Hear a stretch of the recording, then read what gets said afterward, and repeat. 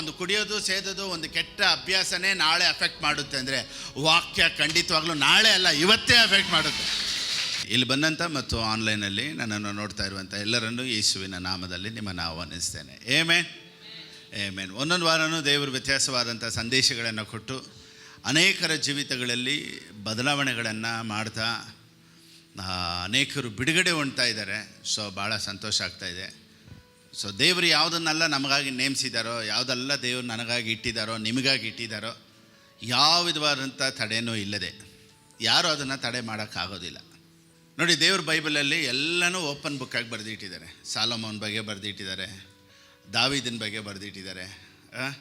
ಅವರು ಒಳ್ಳೇದು ಮಾಡಿದ್ದು ಮಾತ್ರ ಇಲ್ಲ, ಅವ್ರು ಮಾಡಿದ ತಪ್ಪುಗಳನ್ನೆಲ್ಲ ಬರೆದಿಟ್ಟಿದ್ದಾರೆ. Bible is a open book ಅಲ್ವಾ? ಸಾಲೋಮೋನ್ ಏನೇನು ಮಾಡ್ದ ಎಲ್ಲ ಐತೆ. ಒಳ್ಳೇದು ಮಾಡಿದ್ದು ಐತೆ, ತಪ್ಪು ಮಾಡಿದ್ದು ಐತೆ. ದಾವೀದನ ಒಳ್ಳೇದು ಮಾಡಿದ್ದು ಇದೆ, ತಪ್ಪು ಮಾಡಿದ್ದು ಇದೆ. ಆದರೂ ಇವತ್ತು ನಾವೇನು ಪ್ರೇಯರ್ ಮಾಡ್ತೀವಿ? ಸಾಲೋಮೋನ್ ಥರ ನನಗೆ ಜ್ಞಾನ ಕೊಡಪ್ಪ. ಆದರೂ ನಾವೇನು ಹೇಳ್ತೀವಿ? ದಾವೀದನ ಮೇಲೆ ಇದ್ದಂಥ ಅಭಿಷೇಕ ನನ್ನ ಮೇಲೆ ಸುರಿಸಪ್ಪ ಅಂತ.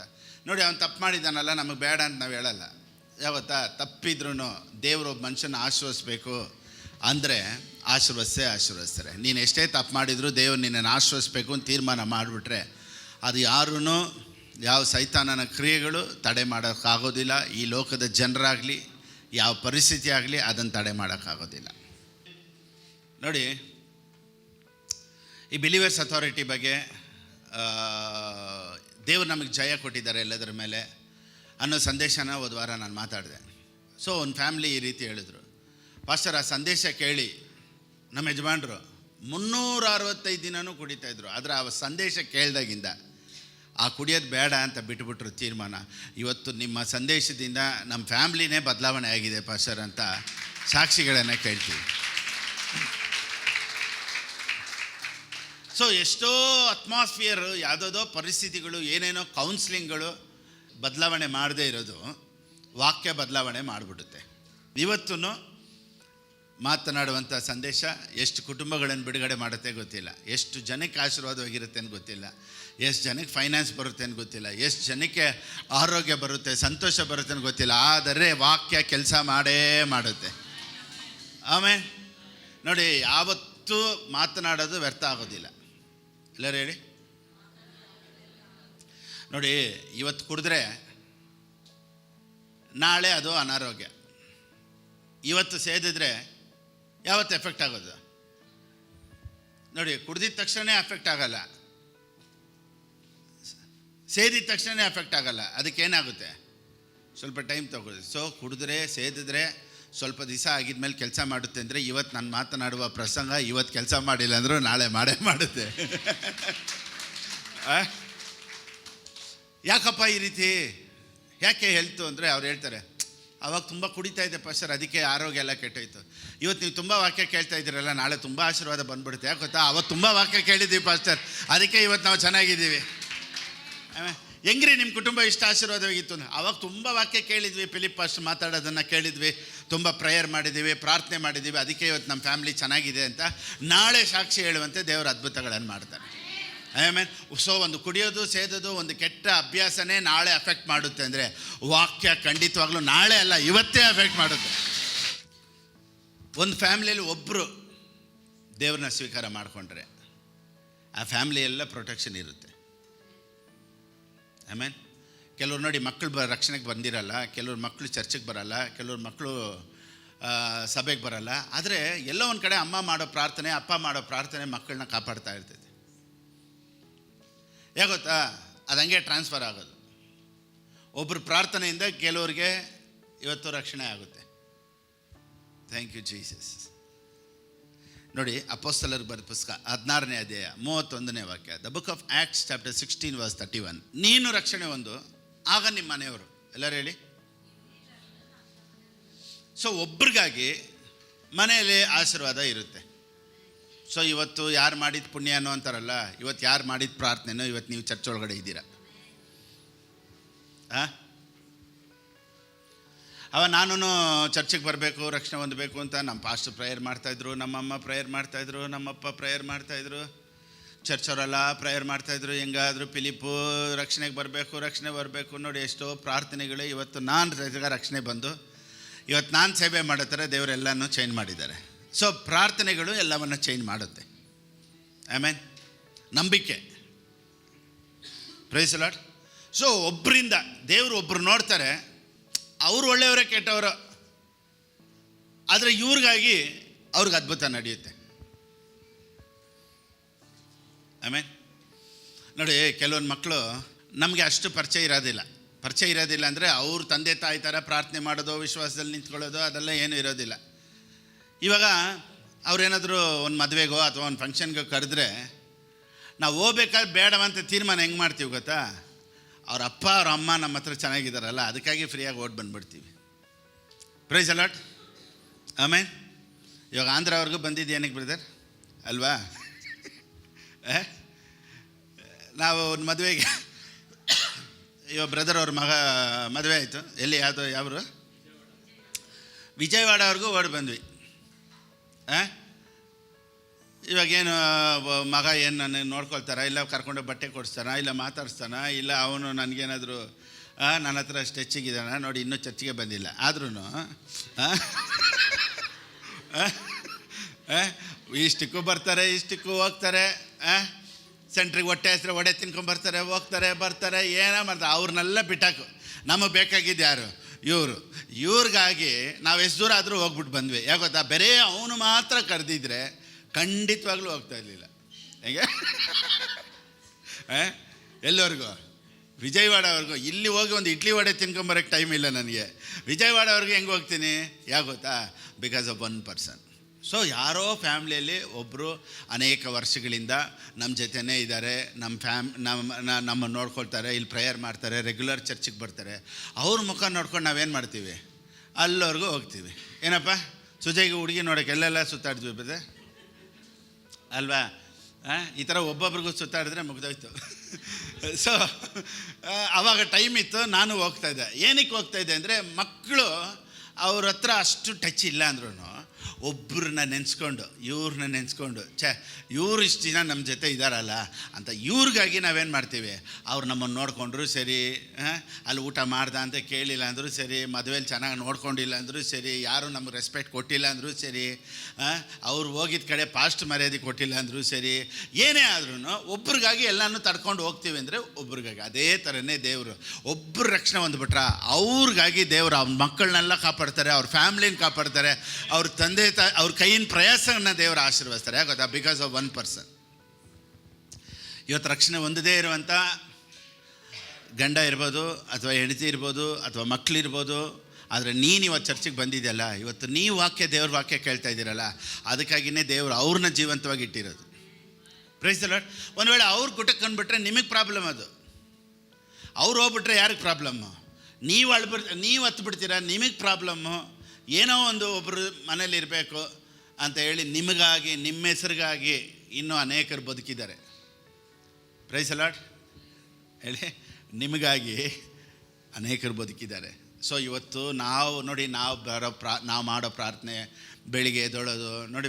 ಅದೇ ನಾನು ಬೆಳಿಗ್ಗೆ ಗಾಡಿಯಲ್ಲಿ ಬರ್ಬೇಕಾದ್ರೆ ನಾನು ಯೋಚನೆ ಮಾಡ್ಕೊಂಬಂದೆ, ಏನು ಚಳಿ ಅಪ್ಪ, ಈ ಕಾಲದಲ್ಲಿ 7:15 ಚರ್ಚಿಗೆ ಬರಬೇಕು ಅಂದರೆ ಎಷ್ಟು ಕಷ್ಟ. ಇಲ್ಲಾದರೂ ಪರವಾಗಿಲ್ಲ, ಒಂದೊಂದು ಸರ್ವಿಸ್ 5:15 ಇರುತ್ತೆ, 5:30 ಸರ್ವಿಸ್ ಎಲ್ಲ ಇರುತ್ತೆ.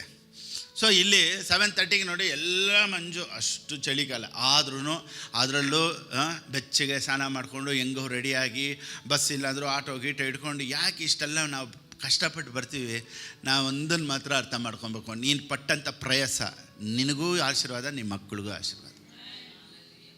ಆಮೇಲೆ ಯಾವುದೂ ದೇವರು ನೋಡಿ, ದೇವ್ರ ವಾಕ್ಯ ಹೇಳುತ್ತೆ, ಒಂದು ತಂಬಿಗೆ ನೀರು ಕೊಟ್ಟರು, ಆಮೇಲೆ ಒಂದು ತಂಬಿಗೆ ನೀರು ಕೊಟ್ಟರು ದೇವರು ಅದ್ರ ಫಲ ಕೊಡ್ತಾರಂತೆ. Thank you ji. When you honour God and man of God, you will be blessed. ಕೆಲವೊಂದು ಸತಿ ನನ್ನನ್ನು ಅಂಗೀಕಾರ ಮಾಡದೆ ನನ್ನ ವಾಕ್ಯನ ಅಂಗೀಕಾರ ಮಾಡ್ಕೊಳ್ಳೋಕ್ಕಾಗಲ್ಲ. ಯಾರಿಗಾದರೂ ನಾನು ಮಾತಾಡೋ ವಾಕ್ಯ ಕೆಲಸ ಮಾಡಬೇಕು ಅಂದರೆ ನನ್ನ ಜೊತೆ ಕರೆಕ್ಟಾಗಿರಬೇಕು, ನಂಬಿಕೆ ಇಡಬೇಕು, ಪ್ಲಸ್ ಆ ಘನತೆಯೂ ಇರಬೇಕು. ನೋಡಿ, ಒಬ್ಬರ ಮಾತು ನಾವು ಕೇಳ್ತೀವಿ ಅಂದರೆ ಅವ್ರ ಮೇಲೆ ಹಾನರ್ ಇದ್ದರೆ ಮಾತ್ರನೇ ನಾವು ಕೇಳೋಕ್ಕಾಗೋದು. ಹಾಂ, ಕೆಲವ್ರು ನೋಡಿ ಮಕ್ಕಳು ಮರ್ಯಾದೆ ಕೊಡಲ್ಲ ತಂದೆ ತಾಯಿಗೆ. ಇದು ಹೋಗೋ ಅಲ್ಲಿ ಮಾಡೋ ಅಂದರೆ ಹೋಗಪ್ಪ ನಿಮಗೆ ಮಾಡೋ ಕೆಲಸ ಇಲ್ಲ ಅಂತಾರೆ. ಯಾಕೆ ಗೊತ್ತಾ? ಮರ್ಯಾದೆ ಇರಲ್ಲ. ಅದ್ರಾಗ ರೆಸ್ಪೆಕ್ಟ್ ಇದ್ದರೆ ತಂದೆ ತಾಯಿಗೆ ಮಕ್ಕಳು ರೆಸ್ಪೆಕ್ಟ್ ಕೊಟ್ಬಿಟ್ರೆ ಅವ್ರು ಏನು ಕೆಲಸ ಹೇಳಿದ್ರು ಮಾಡ್ತಾರೆ. ಯಾಕೆ ಗೊತ್ತಾ? ಮರ್ಯಾದೆ.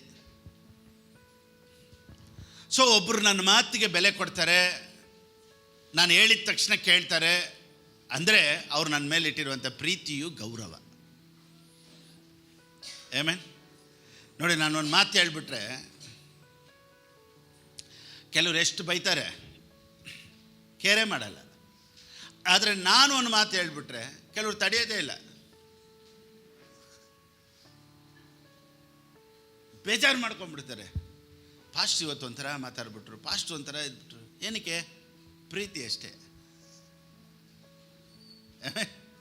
ಗೌರವ, ಆ ಪ್ರೀತಿ ಗೌರವ ಇದ್ಬಿಟ್ರೆ, ಆ ರೆಸ್ಪೆಕ್ಟ್ ಇದ್ಬಿಟ್ರೆ ಬೇರೆ ಲೆವೆಲ್. ನಾನೇನು ಹೇಳ್ತೀನಿ ಅಂದರೆ, ಆ ರೆಸ್ಪೆಕ್ಟ್ ನೀವು ನನ್ನ ಮೇಲೆ ಇಟ್ಟಿರೋದ್ರಿಂದ, ಪ್ರೀತಿ ಇಟ್ಟಿರೋದ್ರಿಂದ ಖಂಡಿತವಾಗ್ಲೂ ದೇವರು ನಿಮ್ಮನ್ನು ಆಶೀರ್ವದಿಸ್ತಾರೆ. Praise the Lord. ಸೊ ನೀವು ಯಾರನ್ನ ಗಣ ಮಾಡಬೇಕು? ಇವಾಗ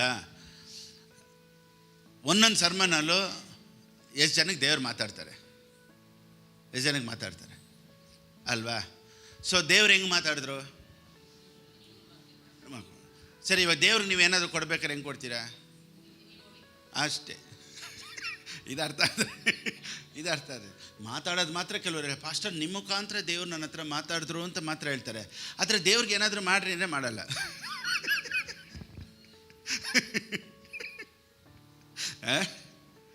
ಎಷ್ಟು ಹುಷಾರಿದೆ ನೋಡಿ.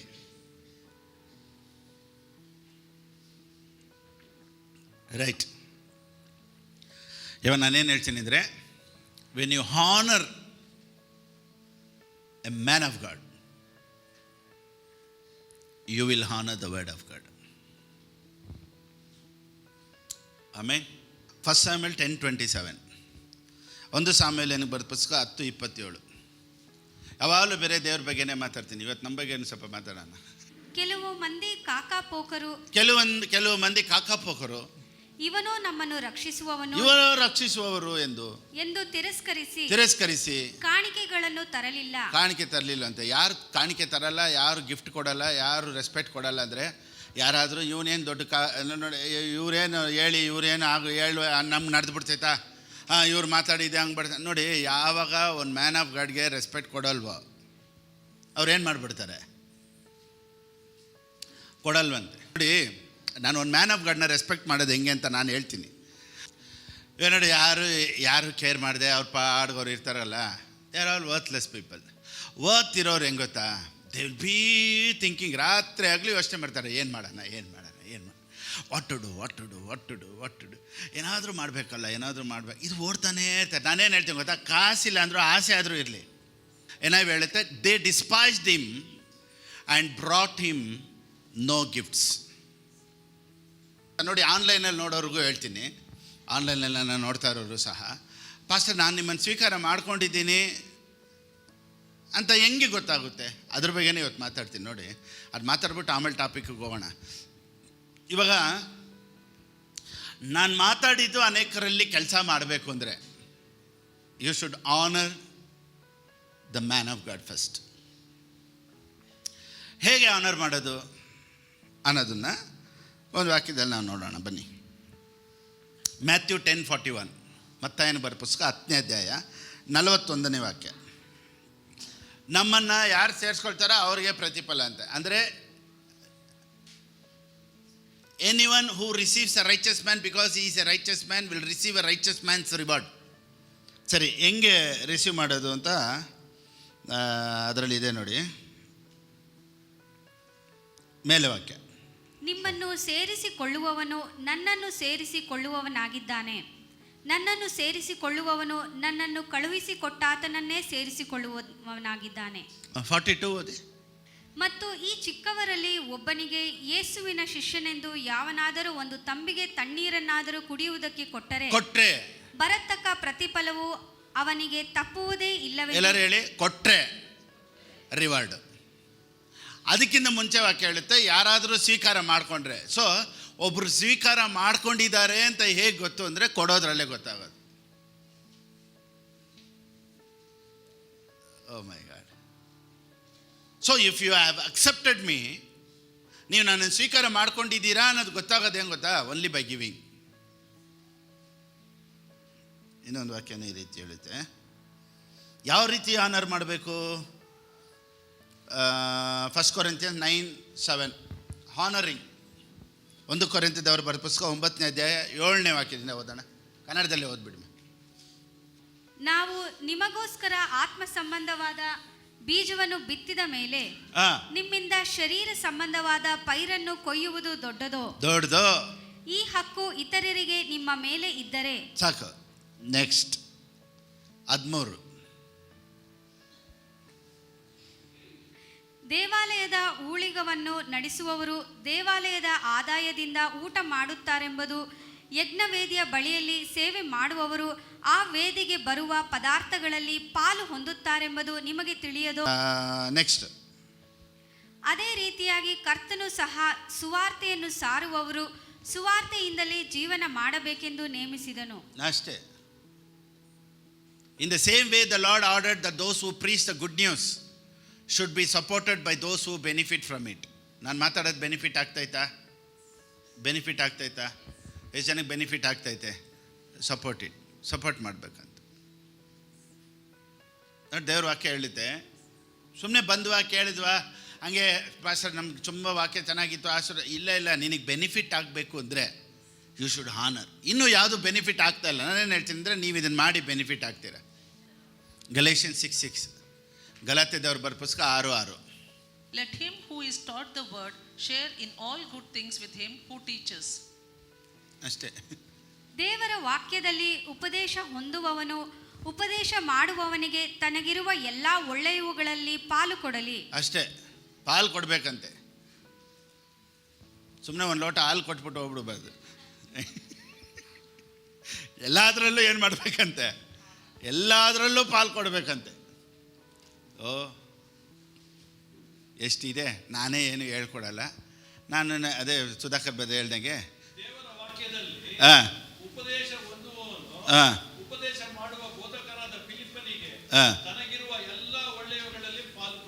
ಅಷ್ಟೇ.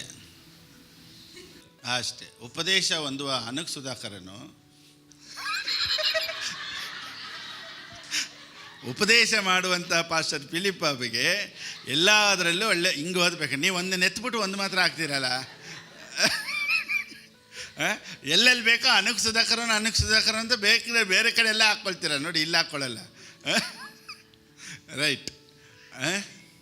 ಸೊ ಅದರಲ್ಲಿ ನಿಮ್ಮ ಹೆಸರು ಹಾಕ್ಕೊಂಡು ನೀವೇನು ಮಾಡಬೇಕಂದ್ರೆ, ಉಪದೇಶ ಕೇಳುವಂಥ ನಾನು ಉಪದೇಶ ಮಾಡುವಂಥ ಪಾಸ್ಟರ್ ಫಿಲಿಪ್ ಬಾಬುಗೆ ಎಲ್ಲದರಲ್ಲೂ ಒಳ್ಳೆ ಪಾಲು ಕೊಡಬೇಕು. ಓಹೋ ನೋಡಿ, ಇದೆಲ್ಲ ಇನ್ನೊಂದು ವೇ ಆಫ್ ಬ್ಲೆಸ್ಸಿಂಗ್. ನಾನೇನು ಹೇಳ್ತೀನಿ ಅಂದರೆ, the easiest way of blessings. ನಿಮ್ಮನ್ನು ದೇವರು ಆಶೀರ್ವದಿಸೋದಕ್ಕೆ ಇದೆಲ್ಲನೂ ಒಂದು ದಾರಿ. ಪಾಸ್ಟರ್ ನಾನು ಪ್ರೇಯರ್ ಮಾಡ್ತಾಯಿದ್ದೀನಿ, ಫಾಸ್ಟಿಂಗ್ ಮಾಡ್ತಾಯಿದ್ದೀನಿ, ಅದೆಲ್ಲ ಸ್ವಲ್ಪ ಲೇಟ್ ಆಗುತ್ತೆ. ಇದು ಬೇಗ ಆಗಿಬಿಡ್ತಿದ್ದೆ. ಸ್ವಲ್ಪ ಶಾರ್ಟ್ಕಟ್ ಹೇಳ್ಕೊಟ್ಬಿಡ್ತೀನಿ ನಿಮಗೆ. ಬೇಗ ಆಗಬೇಕು ಅಂದರೆ ಇದನ್ನೆಲ್ಲ ಮಾಡಬೇಕು. 1 ತಿಮೋತಿ 5:17 1 ತಿಮೋತಿಯನ್ನು ಬರೆದ ಪುಸ್ತಕ 5ನೇ ಅಧ್ಯಾಯ 17ನೇ ವಾಕ್ಯ. ಚೆನ್ನಾಗಿ ಅಧಿಕಾರ ನಡೆಸುವ ಸಭೆಯ ಹಿರಿಯರನ್ನು ಅವರೊಳಗೆ ವಿಶೇಷವಾಗಿ ಪ್ರಸಂಗದಲ್ಲಿಯೂ ಉಪದೇಶದಲ್ಲಿಯೂ ಕಷ್ಟಪಡುವವರನ್ನು ಇಮ್ಮಡಿಯಾದ ಮಾನಕ್ಕೆ ಯೋಗ್ಯರೆಂದು ಎಣಿಸಬೇಕು. ಇಮ್ಮಡಿಯಾದ ಮಾನಕ್ಕೆ. ಇಮ್ಮಡಿ ಅಂದರೆ ಡಬಲ್. ಕನ್ನಡದಲ್ಲಿ ಇಮ್ಮಡಿ ಅಂತ ಹೇಳುತ್ತೆ, ಇಂಗ್ಲೀಷಲ್ಲಿ ಹೇಳುತ್ತೆ double honour. So those who preach and teach you should give double honour for it. Double pay ಕೊಡಬೇಕಂತೆ, ಪೇಮೆಂಟೇ ಡಬಲ್ ಮಾಡಬೇಕಂತೆ. ಸೊ ಸೇವಕರನ್ನೆಲ್ಲ, ದೇವ್ರ ವಾಕ್ಯ ಹೇಳೋರ್ನೆಲ್ಲ ಯಾವ ರೀತಿ ಹಾನರ್ ಮಾಡಬೇಕು ಅನ್ನೋದನ್ನೆಲ್ಲ ಸತ್ಯವೇದ ಹೇಳುತ್ತೆ. ಅದಕ್ಕೆ ನಾನೇನು ಹೇಳ್ತೀನಿ ಅಂದರೆ, when you accept a man of God, ಯಾವುದ್ರಲ್ಲಿ ಗೊತ್ತಾಗುತ್ತೆ ಅಂದರೆ, when you give him a gift or when you give him respect ಎಲ್ಲರೂ ಕೊಡ್ತಾರೆ ಬಿಡಿ. ನಮಸ್ಕಾರ ಸ್ವಾಮಿ. ಹೇಗೆ ನೋಡಿ, ರೆಸ್ಪೆಕ್ಟ್ ಅಂದರೆ ಹೆಂಗೆ ಗೊತ್ತಾ, ಒಬ್ಬರು ಹೋಗ್ತಾ ಇರ್ತಾರೆ, ಅವ್ರು ಇಷ್ಟ ಇಲ್ಲ ಅಂದ್ರೂ ಏನಣ್ಣ ಚೆನ್ನಾಗಿದ್ದೀರಾ, ಚೆನ್ನಾಗಿದ್ದೀವಿ ಅವ್ನು ಹೋಗಿದ್ಮೇಲೆ ಇವನಿಗೆ ಮಾಡೋ ಕೆಲಸ ಇಲ್ಲ ಇವನಿಗೆ ಹೇಗೆ. ಸೊ ರೆಸ್ಪೆಕ್ಟ್ ಬಂದ್ಬಿಟ್ಟು ಈ ಕೈ ಎತ್ತೋದ್ರಲ್ಲೋ ಅಥವಾ ಹಿಂಗೆ ಅನ್ನೋದ್ರಲ್ಲ ಅಲ್ಲ respect. Respect shows only through giving. So ನಾನೇನು ಹೇಳ್ತೀನಿ ಅಂದರೆ, ಒಬ್ಬರನ್ನ ಹಾನರ್ ಮಾಡೋದಕ್ಕೆ ಒಂದೇ way, it's through giving. Amen ನೋಡಿ, ಬೈಬಲ್ ಇನ್ನೊಂದನ್ನು ಹೇಳುತ್ತೆ, ಯಾರಿಗೆ ಆಶೀರ್ವಾದ ಸ್ವಲ್ಪ ಲೇಟ್ ಆಗೋದು ಅನ್ನೋದು ಬೈಬಲ್ ಹೇಳುತ್ತೆ. ನೋಡಿ, ಪ್ರಾವರ್ಬ್ಸ್ 21:25, ಜ್ಞಾನೋಕ್ತಿಗಳು ಬರೆದ ಪುಸ್ತಕ 21ನೇ ಅಧ್ಯಾಯ 25ನೇ ವಾಕ್ಯ. ಸೋಮಾರಿಯ ಆಶೆಯು ಅವನನ್ನು ಕೊಲ್ಲುವುದು, ಸೋಮಾರಿಯ ಆಶೆಯು ಅವನನ್ನು ಕೊಲ್ಲುವುದು, ಅವನ ಕೈಗಳು ದುಡಿಯಲೊಲ್ಲವಷ್ಟೇ. ದುಡಿಯಲೊಲ್ಲವಷ್ಟೇ. ಸೋಮಾರಿಯ ಆಸೆಯು ಅವನನ್ನು ಕೊಲ್ಲುವುದು. ಸೋಮಾರಿಗೆ ಭಾಳ ಆಸೆ ಇರ್ತೈತಂತೆ. ಏನು ಗೊತ್ತಾ, ನಾನು ಒಂದು ದಿವಸ BMW ತೊಗೊತೀನಿ, ನಾನು ಒಂದು ದಿವಸ ಜಾಗ್ವಾರ್ ತೊಗೊಳ್ತೀನಿ, ನಾನು ಒಂದು ದಿವಸ ಅದು ತೊಗೊಳ್ತೀನಿ, ನಾನು ಇದು ತೊಗೊಳ್ತೀನಿ. ಇವನಿಗೆ ಬೇರೆ ಜೀವನವೆಲ್ಲ ಆಸೆ ಅಷ್ಟೇ ಹೊರತು ಅವನ ಕೈಗೆ ಏನು ಬರಲ್ಲ, ಯಾಕಂದರೆ ಸೋಂಬೇರಿ ಅಂತೆ. ಸರ್ ಇದಕ್ಕೂ ಗಿವಿಂಗು ಏನು ಸಂಬಂಧ? 26, ಧರ್ಮಿಯು ಹಿಂತೆಗೆಯದೆ ಕೊಡುವನು, ಲೋಭಿಯು ದಿನವೆಲ್ಲ ಆಶಿಸುತ್ತಲೇ ಇರುವನು. ಧರ್ಮಿಯು ಹಿಂತೆಗೆಯದೇ ಕೊಡುವನು. ಸೊ ಕೊಡೋರು ಲೇಜಿ ಪೀಪಲ್ ಅಲ್ಲ, ಕೊಡದೇ ಇರೋರೇ lazy people. So lazy people are the people who doesn't give. Bible ಹೇಳುತ್ತೆ ಅವನಿಗೆ ತುಂಬ ಆಸೆ ಇರುತ್ತಂತೆ, ಯಾವುದು ನೆರವೇರಲ್ವಂತೆ. Extravagant giving never leads to poverty. ತುಂಬ ಕೊಡಬೇಕು ಅಂತ ಆಸೆ ಇರೋರು ಯಾವತ್ತೂ ದರಿದ್ರದಲ್ಲಿ ಹೋಗೋದೇ ಇಲ್ಲ ಅಂತೆ. ಓ ಮೈ ಗಾಡ್. ನಾನು ಹೇಳ್ತೀನಿ ಕೇಳಿ, ಯಾರು ಕೊಡಕ್ಕೆ ಮನಸ್ಸಿಲ್ವೋ ಅವ್ರು ದರಿದ್ರದಲ್ಲಿಂದ ಆಚೆ ಬರೋಕ್ಕೆ ಸಾಧ್ಯನೇ ಇಲ್ಲ.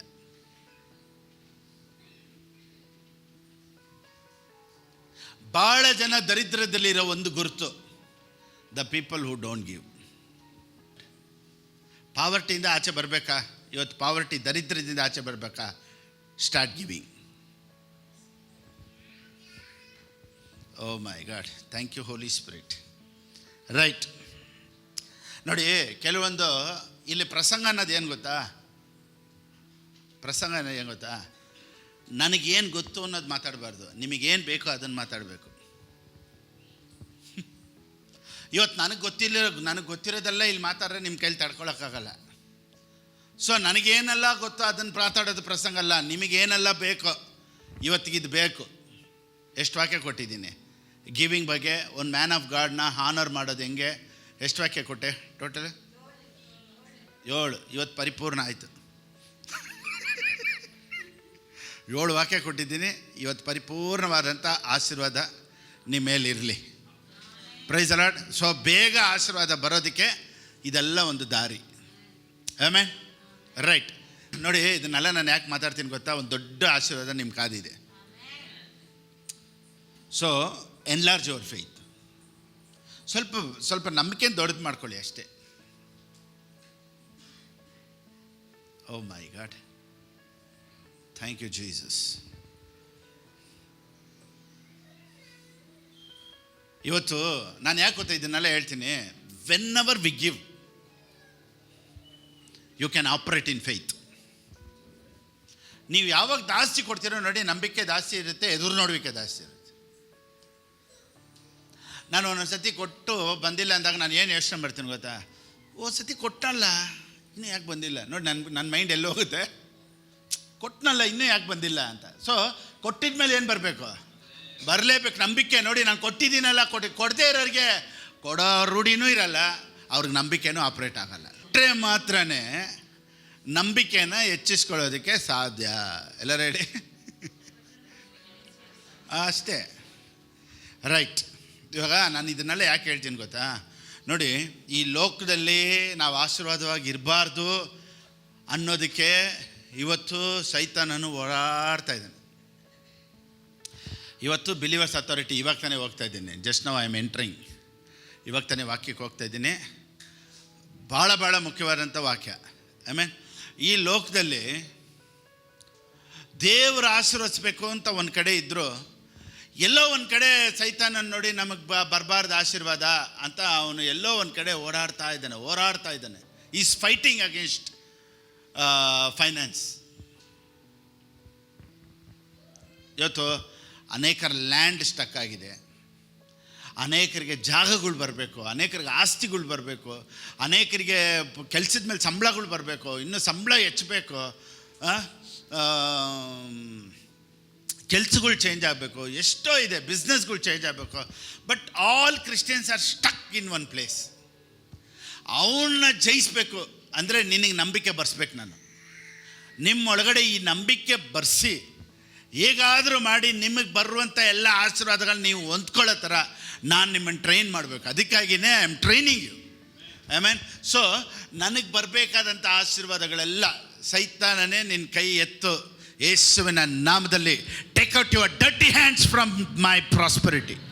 ನನಗೆ ಬರುವಂಥ ಆಶೀರ್ವಾದದ ಮೇಲೆ ನೀನು ಕೈ ಇಡೋದಕ್ಕೆ ಯಾವ ಅಧಿಕಾರ ಇಲ್ಲ ಅಂತ ಸೈತಾನನ ಮೇಲೆ ಜಯ ತಗೊಳ್ಳೋದಕ್ಕೆ ನಮಗೆ ನಂಬಿಕೆಗಳು ಬೇಕು.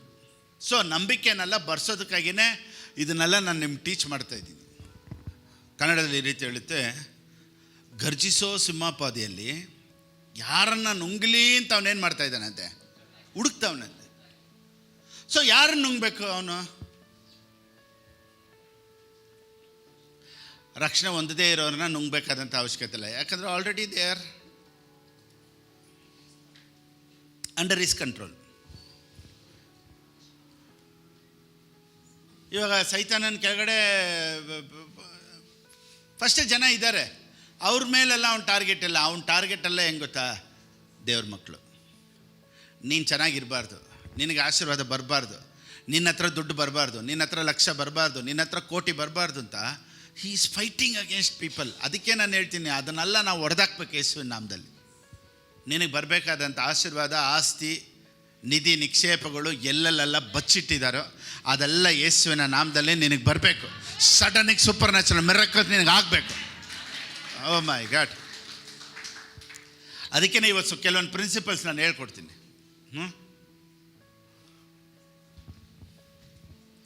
Thank you Jesus. The book of Ephesians, ಎಫೆಸದವ್ರು ಬರೋ ಪುಸ್ತಕ 6ನೇ ಅಧ್ಯಾಯ 11ನೇ ವಾಕ್ಯ. The book of Ephesians chapter 6 verse 11. ಸೈತಾನನ ತಂತ್ರೋಪಾಯಗಳನ್ನು ನೀವು ಎದುರಿಸಿ ನಿಲ್ಲುವುದಕ್ಕೆ ಶಕ್ತರಾಗುವಂತೆ ದೇವರು ದಯಪಾಲಿಸುವ ಸರ್ವಾಯುಧಗಳನ್ನು ಧರಿಸಿಕೊಳ್ಳಿರಿ. ಸೈತಾನನನ್ನು ಎದುರಿಸಿ ನಿಲ್ಲಿರಿ. ಸೈತಾನನಂದ್ರೆ ತಂತ್ರ ಈಸ್ ನಾಟ್ ಪವರ್ಫುಲ್. HCSB ಹೇಳುತ್ತೆ tactics of the devil. Tactics, tricks, scheme. So ಸೈತಾನನಿಗೆ ಶಕ್ತಿ ಇಲ್ಲ, ಬುದ್ಧಿ ಐತೆ. ಇವತ್ತು ನಿನ್ನನ್ನು ಹೇಗೆ ಏಮಾರಿಸ್ಬೇಕು, ನಿನ್ನನ್ನು ಹೇಗೆ ವಂಚಿಸಬೇಕು ಅಂತ ನೋಡಿ, ಇವತ್ತು ಅದ್ರ ಬಗ್ಗೆಲ್ಲ ಸ್ವಲ್ಪ ಟೀಚಿಂಗ್ ತುಂಬ ಇದೆ. ಸೊ ಇವಾಗ ನಾನು ಹೆಂಗೆ ಒಳಕ್ಕೆ ಹೋಗಲಿ ಅಂತ ಯೋಚನೆ ಮಾಡ್ತಾಯಿದ್ದೆ. Holy Spirit is leading me. ಹೆಂಗೆ ಹೋಗ್ಬೇಕು ದೇವರೇ, help me to teach. Strategies of the devil. ಎಲ್ಲರೂ ಹೇಳಿ. ಸೈತಾನನಿಗೆ ಪವರ್ ಇಲ್ಲ, ಬಟ್ ಈ ಹ್ಯಾಸ್ ಸ್ಟ್ರಾಟಜೀಸ್.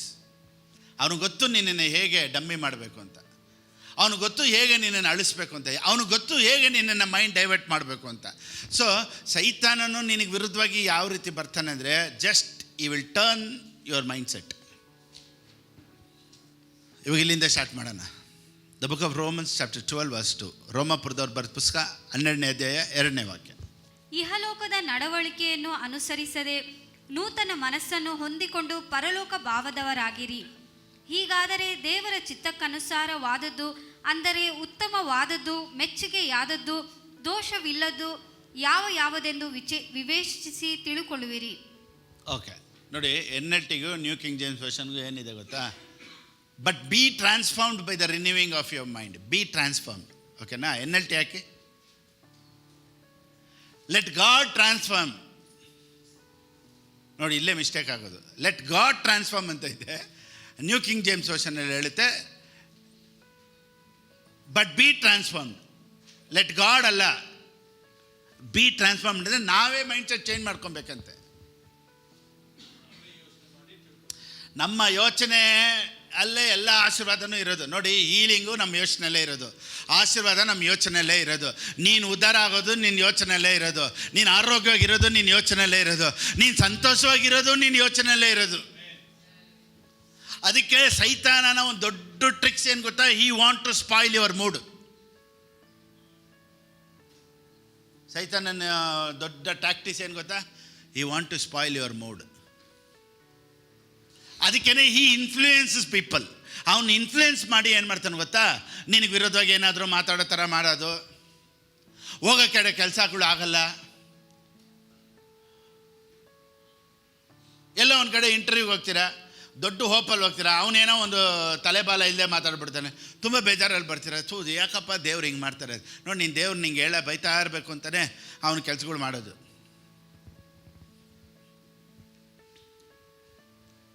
ದೇವ್ರ ಬಗ್ಗೆ ಒಂದು ಒಳ್ಳೆ ಅಭಿಪ್ರಾಯನೇ ನಿನಗಿರಬಾರ್ದು ಅಂತಲೇ ಸೈತಾನನು ಅಷ್ಟು ಕೆಲಸ ಮಾಡ್ತಾರದು. ಇವತ್ತು ಅವನ್ನ ಅಟ್ಯಾಕ್ ಮಾಡಿ ಯೇಸುವಿನ ನಾಮದಲ್ಲಿ.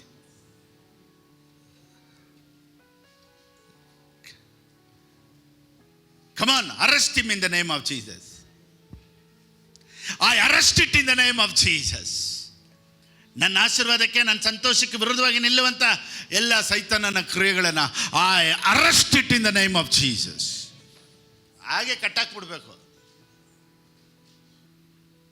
Oh my god. ಇನ್ನು ಇವತ್ತು ಸ್ವಲ್ಪ ಸೈತಾನನ ಟ್ರಿಕ್ಸ್ ಬಗ್ಗೆ ಎಲ್ಲ ಸ್ವಲ್ಪ ಹೇಳ್ಬೇಕು. 2 ಸರ್ವೀಸ್ಗೆ ಆಗ್ಬಿಡ್ತಿತ್ತು, ಕನ್ನಡ ಸರ್ವೀಸಲ್ಲಿ ಮುಗಿಯುತ್ತೆ ಏನೋ ಗೊತ್ತಿಲ್ಲ, but I will try my best.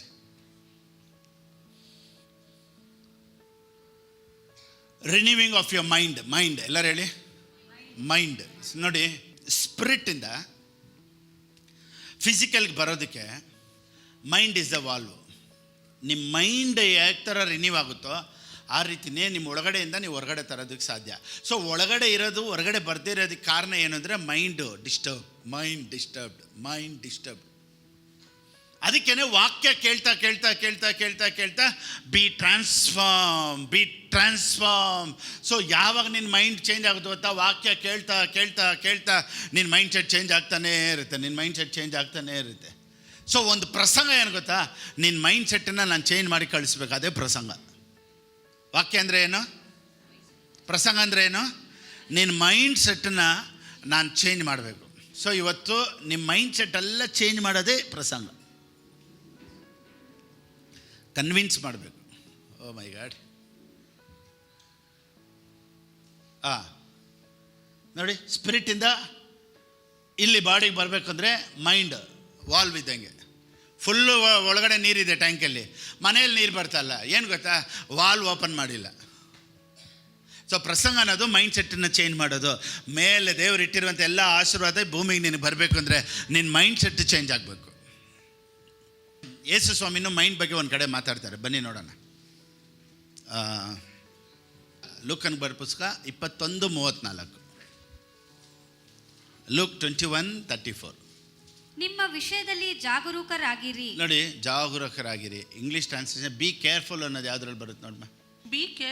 Be careful not to let yourself become too occupied with too much feasting and drinking and with the worries of this life. Oh my God. ಇಂಗ್ಲೀಷಲ್ಲಿ ಹೇಳುತ್ತೆ be careful. ಎಲ್ಲರೂ ಹೇಳಿ, ಎಲ್ಲರೂ ನೋಡಿ. ಯೇಸು ಸ್ವಾಮಿ ಒಂದು ಕಡೆ ಮಾತ್ರ be careful ಅಂತಾರೆ. ಸೊ ಬಿ ಕೇರ್ಫುಲ್ ಅಂದರೆ ನೀವು ಕೇರ್ಫುಲ್ ಆಗಿರಬೇಕು. ಏನಕ್ಕೆ ಕೇರ್ಫುಲ್ ಅಂತ ಹೇಳ್ತಾರೆ ನೋಡಿ, ಓದಿ. JNT ಟ್ರಾನ್ಸ್ಲೇಷನ್ ಹೇಳುತ್ತೆ, be careful not to let yourself be occupied with too much drinking. ಈ ಕುಡಿಯೋರು ಮಾತ್ರನೇ ಮೈಂಡ್ ಆಕ್ಯುಪೈಡ್ ಆಗಿರ್ತೈತೆ. ಅದಕ್ಕೇನೆ ಆಲ್ಕೋಹಾಲ್ ಏನು ಮಾಡುತ್ತೆ ಗೊತ್ತಾ? ನಿನ್ನ ಮೈಂಡನ್ನ ಚೇಂಜ್ ಮಾಡಿಬಿಡುತ್ತೆ. ನೀವು ಬೇರೆ ಥರ ಆಗ್ಬಿಡ್ತೀರ. You will not be able to think anything. ಅವ್ರು ನೋಡಿ, ಮನೆ ಬಗ್ಗೆ ಯೋಚನೆ ಇರಲ್ಲ, ಮೆಡಿಟೇಷನ್ ಅದು ಇದು ಏನಿಲ್ಲ. They will be in their own world. Alcohol ಮಾತ್ರನೇ ಇದನ್ನು ಮಾಡೋಕ್ಕೆ ಸಾಧ್ಯ.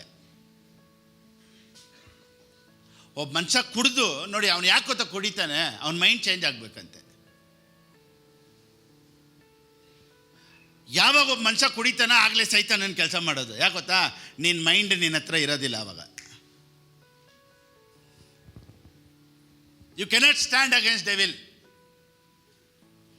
ನಿನ್ನ ಮೈಂಡ್ ಸೆಟ್ ಎಲ್ಲ ಚೇಂಜ್ ಆಗ್ಬಿಡುತ್ತೆ. ಅದಕ್ಕೆ ಯೇಸು ಸ್ವಾಮಿನೇ ಹೇಳ್ತಾರೆ ನೋಡಿ, ಇದು ಜೀಸಸ್ ಕ್ರೈಸ್ಟ್ ಹೇಳಿದಂಥ ಮಾತು ಏನು, don't become occupied with too much drinking and with the worries of this life. ಅಂದರೆ ಏನು ಗೊತ್ತಾ ಜೀಸಸ್ ಹೇಳ್ತಾರೆ, don't be occupied in your mind fully.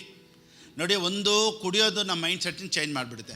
ಅವನು ಏನೋ ಯೋಚನೆ ಮಾಡ್ಕೊಂಡಿರ್ತಾನೆ, ಕುಡಿಯೋದು ಒಬ್ಬ ಮನುಷ್ಯನ ಮೈಂಡ್ ಸೆಟ್ ಟೋಟಲಿ ಚೇಂಜ್ ಮಾಡಿಬಿಡುತ್ತೆ.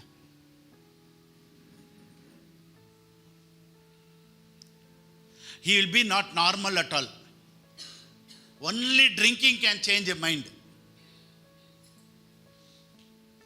ಅದಕ್ಕೆ ದೇವರು ಹೇಳ್ತಾರೆ, ಡೋಂಟ್ ಡ್ರಿಂಕ್, ಡೋಂಟ್ ಡ್ರಿಂಕ್. ಕನ್ನಡದಲ್ಲಿ ಜಾಗರೂಕರಾಗಿರಿ. ಯೇಸು ಸ್ವಾಮಿ ಏನು ಹೇಳ್ತಾರೆ, ಬಿ ಕೇರ್ಫುಲ್. ಅಮಲಿನಿಂದಲೂ ಅಂದರೆ ಕುಡಿಬೇಡಿ. ಯೇಸು ಸ್ವಾಮಿನೇ ಏನು ಹೇಳ್ತಾರೆ ನೋಡಿ, ಕುಡಿಬೇಡ ಅಂತ ಜೀಸಸ್ ಎಲ್ಲಾದರೂ ಹೇಳಿದಾರ? ಇವಾಗ ಬಂತ ವಾಕ್ಯ?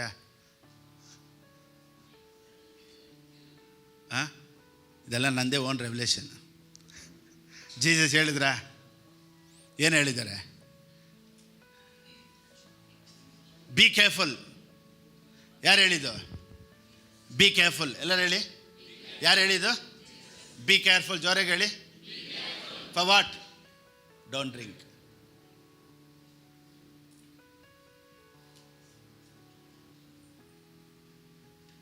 ಯಾಕೆ ಕುಡಿಬೇಡ ಅಂತ ಹೇಳ್ತಾರೆ ಗೊತ್ತಾ? On that day will close on you unexpectedly like a trap.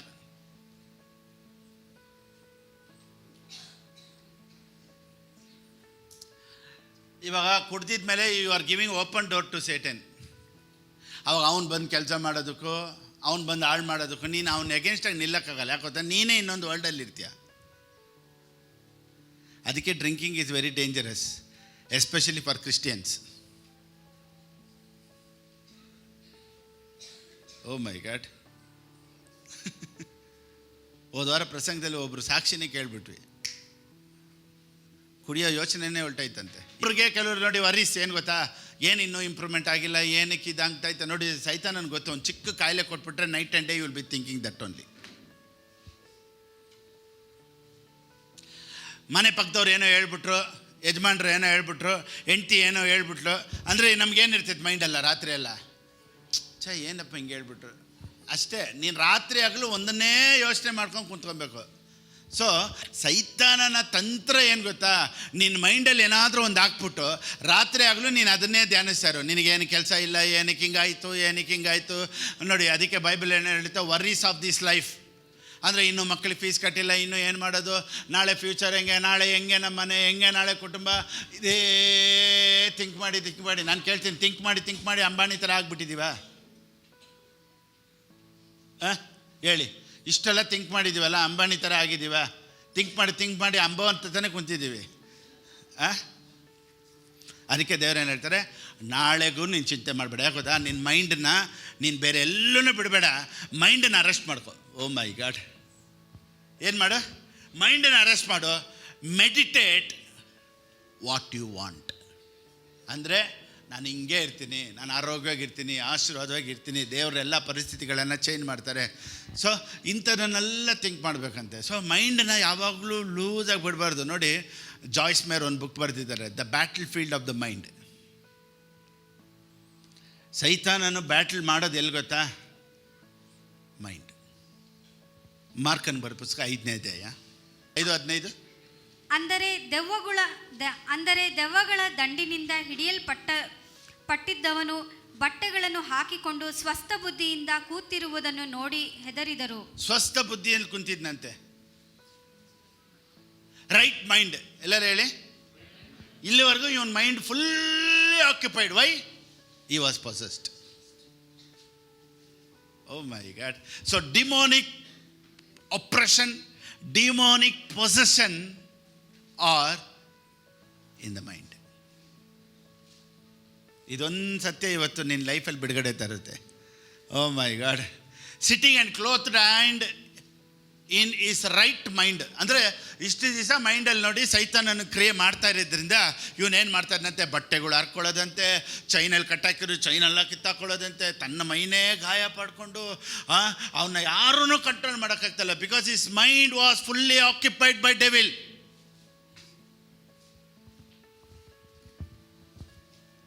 Demon possessed. ಕ್ರೈಸ್ತರಿಗೆ ಡಿಮನ್ ಪೊಸೆಷನ್ ಆಗುತ್ತಲ್ಲ ಎಲ್ಲಿ? Not in spirit, in mind. ಒಬ್ಬ ಕ್ರೈಸ್ತನಿಗೆ ದೆವ್ವ ಹಿಡಿಯೋದು ಎಲ್ಲಿ ಗೊತ್ತಾ? ಮೈಂಡಲ್ಲಿ. Overthinking. ನಾನೇನು ಹೇಳ್ತೀನಿ ಗೊತ್ತಾ? Overthinking is the way for Satan. ನೋಡಿ, ಇವನಿಗೆ ದೆವ್ವ ಬಿಟ್ಟು ಹೋಗಿದ ತಕ್ಷಣ ಈ was in the right mind ಅಂತ. ಸೊ ಸೈತಾನನ ಇಷ್ಟು ದಿವಸ ಇವನ ಮೈಂಡನ್ನು ಕೆಡಿಸಿದ್ದು, ಇವನು ಹುಚ್ಚಿನ ಥರ ಮಾಡ್ತಾ ಇದ್ದಿದ್ದು, ಆ ಊರಲ್ಲೆಲ್ಲ ಇವನ್ನ ಕಟ್ಟಾಕಿ ಹುಚ್ಚ ಇವನು ಅಂತ ಚೈನಲ್ಲೆಲ್ಲ ಕಟ್ಟಾಕಿದ್ದಾರಂತೆ. ಏನಕ್ಕೆ ಹೇಳಿ? ದೆವ್ವ ಹಿಡ್ದಿತ್ತು. ದೆವ್ವ ಬಿಟ್ಟು ಹೋಗಿದ ತಕ್ಷಣ ಬುದ್ಧಿ ಸಸ್ತಾ ಹೋಗಿದೆ. ಸೊ ಹಂಗಾದ್ರೆ ದೆವ್ವ ಎಲ್ಲಿ ಕೆಲಸ ಮಾಡುತ್ತೆ? ಮೈಂಡಲ್ಲಿ. Oh, mind is very very powerful. ಸೈತಾನನು ಪೊಸೆಷನ್ ನೋಡಿ, ಡೀಮನ್ ಪೊಸೆಸ್ಡ್ ಇರೋರಿಗೆ ಮಾತ್ರನೇ ಸೈತಾನ್ ಇದ್ದಾನೆ ಅಂತ ತಿಳ್ಕೊಂಬಿಡಿ. Without possessing a man, demons can work. James 4:7, ಯಾಕೋಬನ ಬರ ಪುಸ್ತಕ 4:7. ಹೀಗಿರಲಾಗಿ ದೇವರಿಗೆ ಒಳಗಾಗಿರಿ, ಸೈತಾನನನ್ನು ಎದುರಿಸಿರಿ, ಅವನು ನಿಮ್ಮನ್ನು ಬಿಟ್ಟು ಓಡಿ ಹೋಗುವನು. ಸೈತಾನನನ್ನು ಎದುರಿಸಿ ನಿಲ್ಲಿರಿ ಅಂತಾಯ್ತಾ? ಇಲ್ಲ ಸೈತಾನನನ್ನು ಓಡಿಸೋದಕ್ಕೆ ಪಾಸ್ಟರ್ನ ಕರ್ಕೊಂಬನ್ನಿ ಅಂತಾಯ್ತಾ? ಸೊ ಒಬ್ಬರ ಮೇಲೆ ದೆವ್ವ ಹಿಡಿದ್ರೆ ಅಥವಾ ದೆವ್ವದಲ್ಲಿ ಅಟ್ಯಾಕ್ ಆದರೆ ಅವನು ಅಲ್ಲಿ ಇಲ್ಲಿ ಎಲ್ಲ ಹೋಗಿ ಎಲ್ಲರಿಗೂ ಹೇಳಿ ನನಗೆ ಪ್ರೇಯರ್ ಮಾಡಿ ಡೆಲಿವರೆನ್ಸ್ ಮಾಡಿ ಅವನ ದೆವ್ವಕ್ಕೆ ಅವನೇ ನಿಲ್ಲಬೇಕು.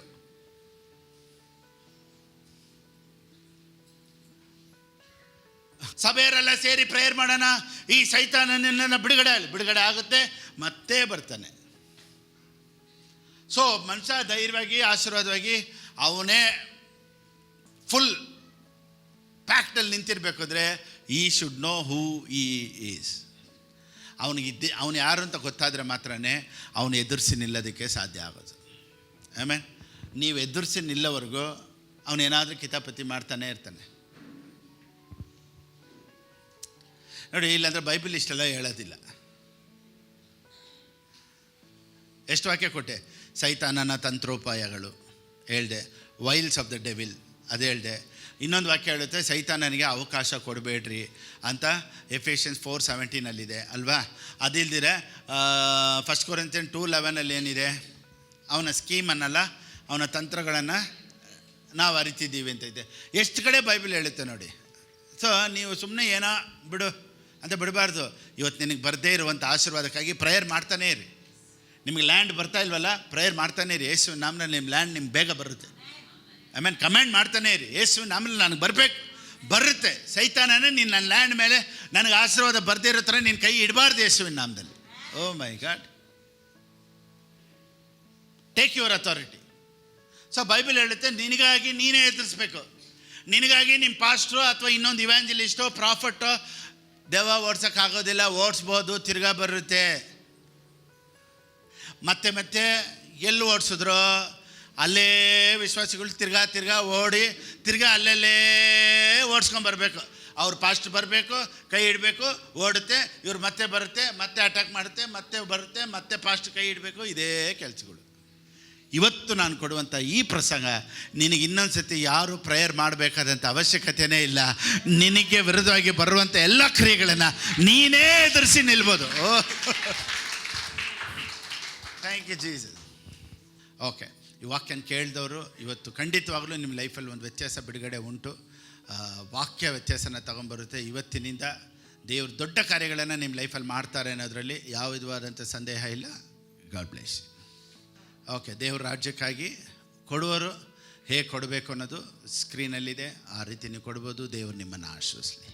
ಆಮೆನ್. Praise the lord.